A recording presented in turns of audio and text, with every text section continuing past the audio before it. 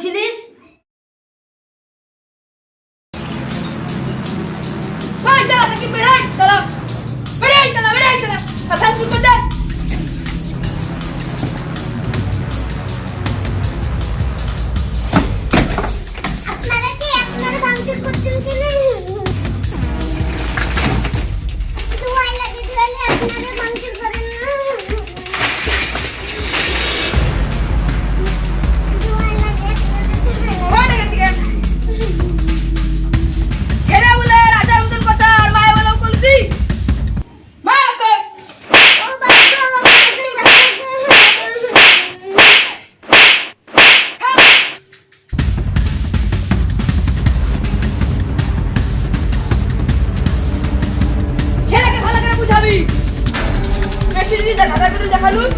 চেষ্টা করে রাস্তায় ফেলে ফুটপাতে কাটবো।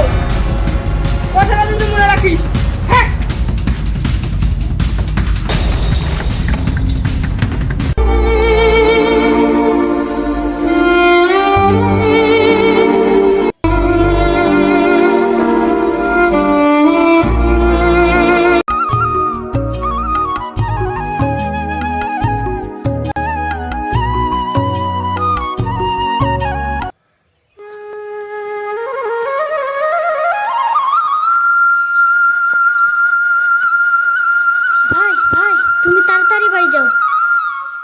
কেনে কি হলো?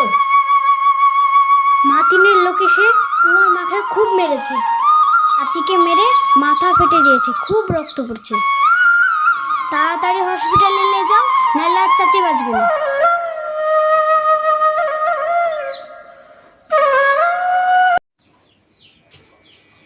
ডাক্তারবাবু আমার মাকে বাঁচান। ডাক্তারবাবু আমার মায়ের মাথা থেকে রক্ত বেরাচ্ছে। ঠিক আছে চলুন।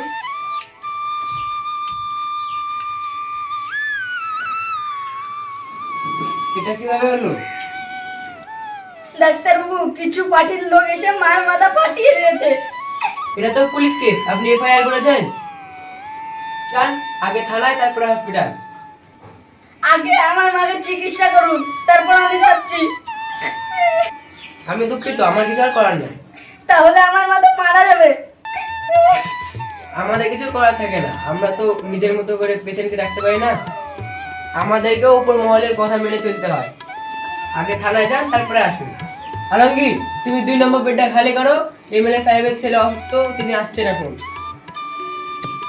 আচ্ছা ঠিক আছে।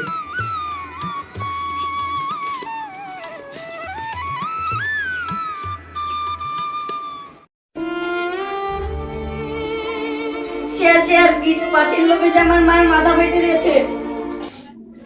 তুই সেই ছেলেটা না, কিছুদিন আগে সাংবাদিকের সামনে হিরোগিরি সেজে সরকারের বিরুদ্ধে কি যেন বলছিলিস? হ্যাঁ স্যার। যেমন তেমন স্কুলে পড়াশোনা করে নিজেকে হিরো হবিস? স্যার আমাকে যে শাস্তি দেবেন আমি মাথা পেতে নিব, কিন্তু স্যার আমার এফআইআর দেন, নাহলে ডাক্তারবাবু আমার মার চিকিৎসা করবে না। তুই জানিস আমি কি করব? তোর জন্য উপর মহলে কত সমস্যা হয়েছে জানিস? এমনকি তোর জন্য আমার প্রমোশন আটকে গিয়েছে। এতে আমার কি দোষ? এতে আমি কি করেছি? তুই কি করেছিস? স্যার সত্যি কথা বলা কি আমার অপরাধ? আমাদের কি স্বাধীনভাবে সত্যি কথা বলার অধিকার নেই? না নেই। কি বলেছিস ভালো করে ভেবে দেখিস। আজকে আমরা চলে এসেছি সাথীপাল্লি গ্রাম নিউজ চ্যানেলের পক্ষ থেকে।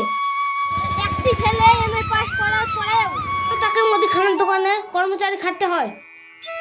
আপনার নাম আমি অনেক শুনেছি। এমএ পাস করার পর মুদিখানা ছেলেটা তো আপনি? হ্যাঁ আমি সাকিব বলছি। আচ্ছা আপনি একটা কথা বলেন তো, আপনি এত বড় ডিগ্রি কমপ্লিট করেও সামান্য একটা মুদিখানার দোকানে কাজ করছেন? আর ভালো কাজ। আচ্ছা একটা কথা বলুন তো, আমাদের এই ভালো শিক্ষিত ছেলে মেয়েদের জন্যে সরকার কোন কাজটাই বা করেছে?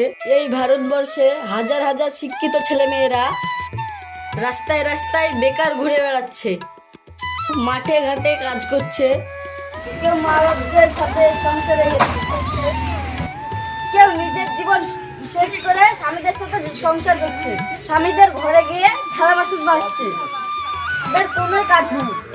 তাদের নিজের এই কষ্টটা বোঝাবার সরকারের ক্ষমতা নেই। কিন্তু দেখুন, সাধারণ মানুষ সরকারকে ভোট দিয়ে সরকার গঠন করছে, গঠনের হাত বাড়িয়ে দিচ্ছে।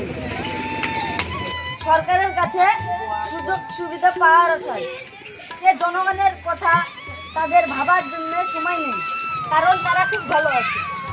আজ হসপিটালে যান, সাধারণ মানুষের জন্য ভালো চিকিৎসা নেই। আজ পুলিশ স্টেশনে যান, ঘুষ ছাড়া কোনো কথা নেই। আজ পঞ্চায়েতে ঘর বাড়ির নাম এলে ঘুষ না দিলে তাদের কোনো নাম নেই।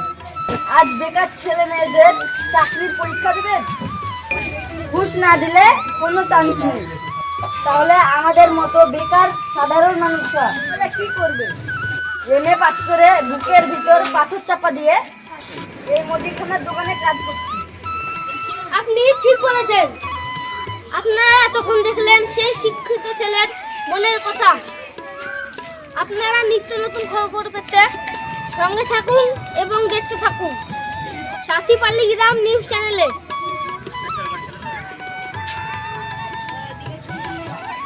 দেখেন দেখেন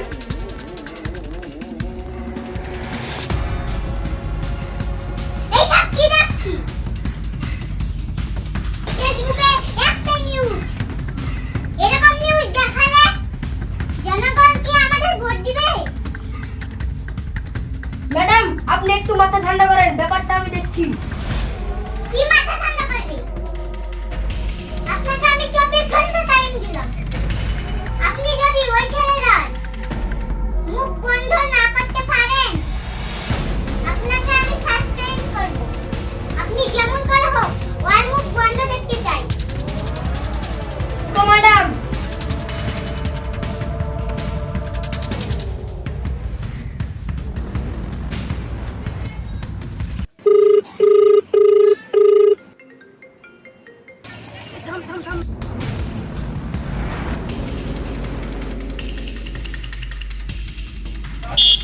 ঠিক আছে ম্যাডাম, চল চল।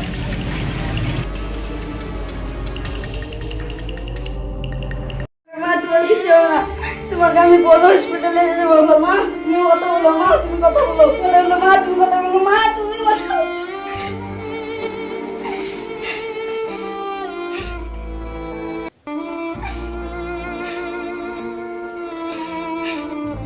কিরে খোকা, চাকরির পরীক্ষা দিতে কি হলো?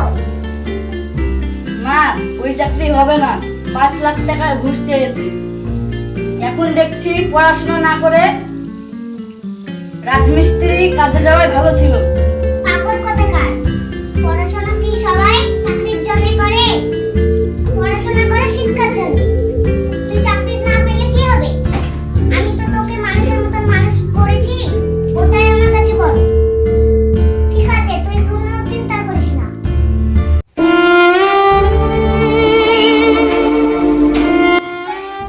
কিরে, তুই কাঁদছিস কেন? আমি আর মাকে বাঁচাতে পারলাম না।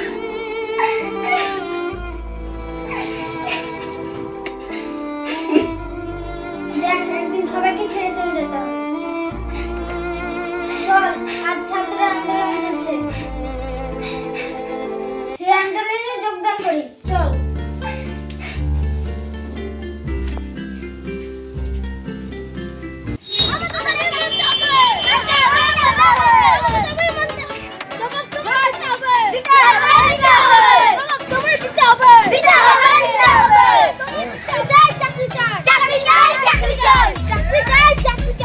একটা কথা জেনে রাখো, আমাদের এই ছাত্র আন্দোলন থেকে এক পা পিছা খাবো না যতক্ষণ পর্যন্ত আমাদের এই গায়ের রক্ত থাকবে। এই আন্দোলন চলছে, চলবে, চলছে, চলবে, যতক্ষণ পর্যন্ত সরকার এই দাবি না মেনে নেবে ততক্ষণ পর্যন্ত এই আন্দোলন চলছে, চলবে, চলছে, চলবে। এই আন্দোলনে তোমরা সব রাজি আছো তো? রাজি আছো তো?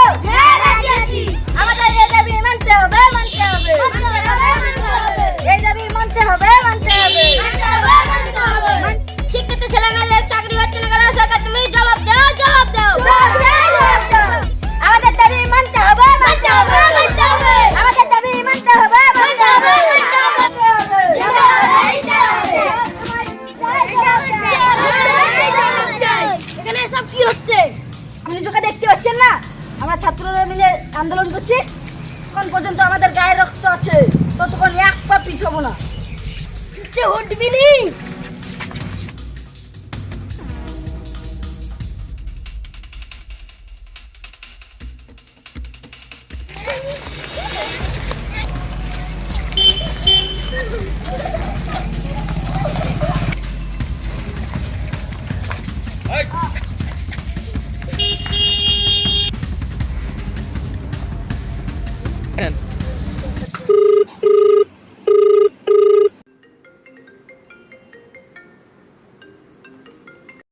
Madam, hello madam, madam,